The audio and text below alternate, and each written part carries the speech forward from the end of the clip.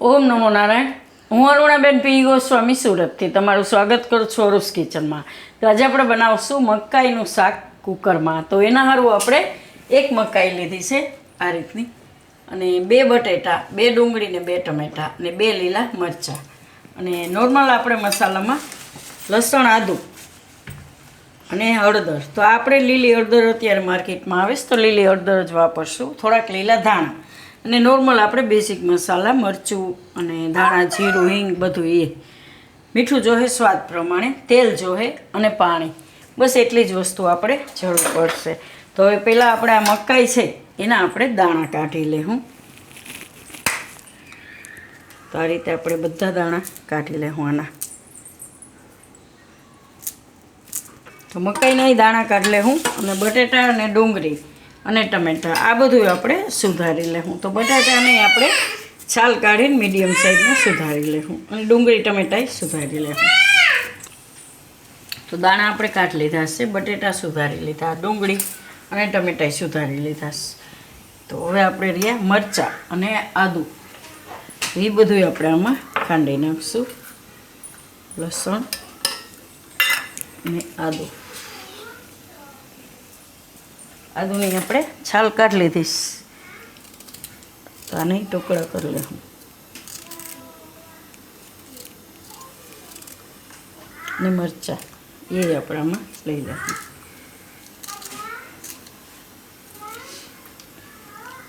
આ રીતે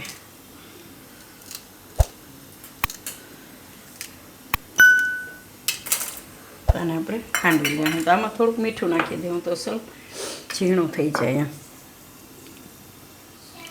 શાકમાં મીઠું નાખવાનું હોય એ આમાં નાખીને ખાંડી નાખવાનું.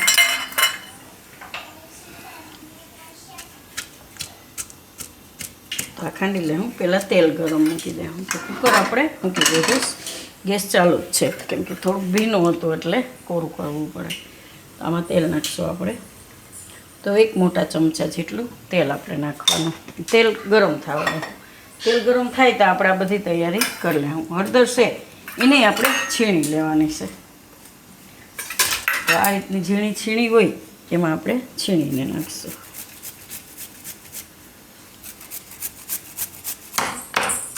તો આ રીતનું આપણે વાટી લેવાનું છે આદું, મરચાં ને લસણ. હળદરે આપણે છીણી લીધી છે. તો તેલ આપણે જોઈ લેવું. તો તેલ એ ગરમ થઈ ગયું છે. તો થોડુંક એમાં આપણે જીરું નાખીશું.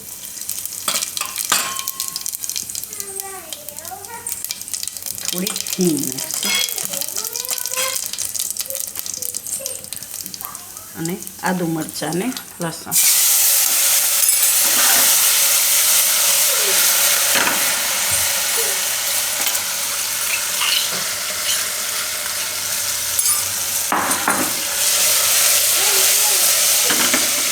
હવે આપણે આમાં નાખી દઈશું હળદર,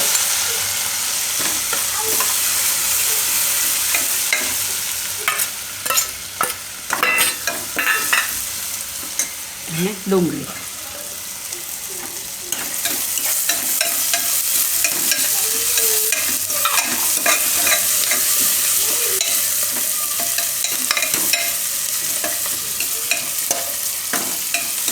મીઠું આપણે આમાં ખાંડવામાં નાખ્યું છે એટલે એ યાદ રાખવાનું. થોડીક વાર ડુંગળીને આમાં પાકવા દેવું.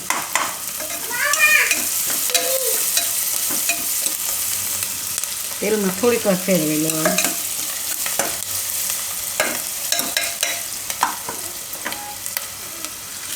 તો આપણે આમાં નાખીશું બીજા મસાલા. તો થોડુંક ધાણા જીરું અને લાલ મરચું.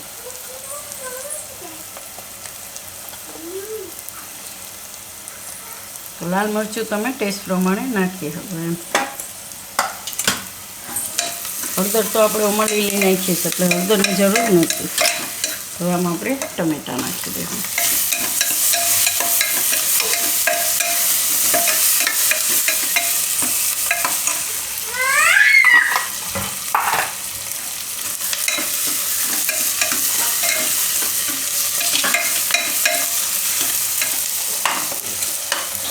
થોડીક વાર આમાં મસાલો ફેરવી લેવાનો. ટમેટાં બધું નાખીને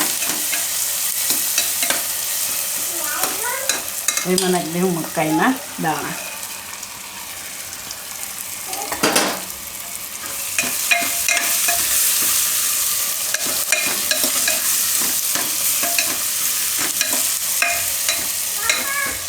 બટેટા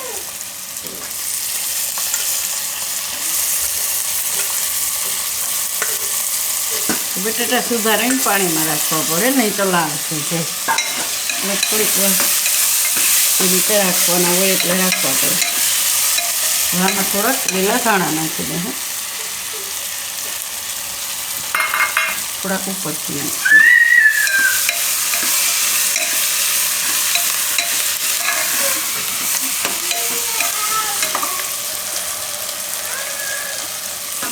તો આમાં પાણી નાખી દે હું થોડુંક.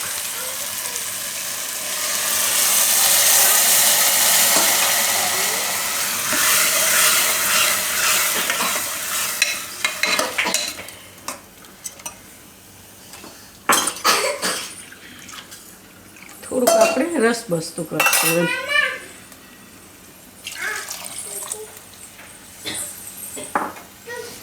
તો આ રીતનું પાણી આપણે રહીએ શાકભાજીમાં એટલું નાખશું એમ. કુકરનું ઢાંકણું બંધ કરી દે. આમાં આપણે 2 વિસલ થવા દેવું. તો કુકર આપણે ઉતારી લીધું હતું, ખોલીને જોઈ લઈએ હવે. એકદમ સરસ થઈ ગયું. તો આ રીતનું આપણે રસ વસ્તુ બનાવવાનું. તો ભાત રે સારું લાગશે, રોટલી પરોઠા ગમે ને એ તમે ખાઈ શકો એમ. એકદમ સરસ પાકી ગયું. અને આપણે હવે સર્વ કરી લેવું. એકદમ મસ્ત સુગંધ આવે છે મકાઈની.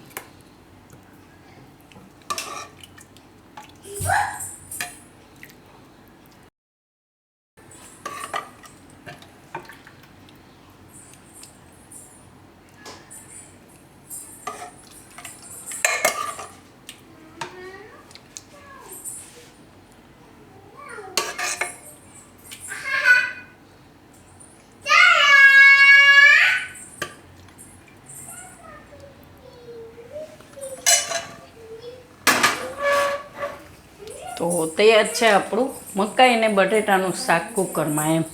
તો જો તમને મારી આ રેસીપી પસંદ આવી હોય તેને લાઈક કરજો, શેર કરજો અને મારી ચેનલને સબસ્ક્રાઈબ કરજો. અને બેલ આઇકન દબાવવાનું ના ભૂલતા. કમેન્ટ કરીને કહેજો કે તમને કેવું લાગ્યું આ મકાઈ અને બટેટાનું શાક.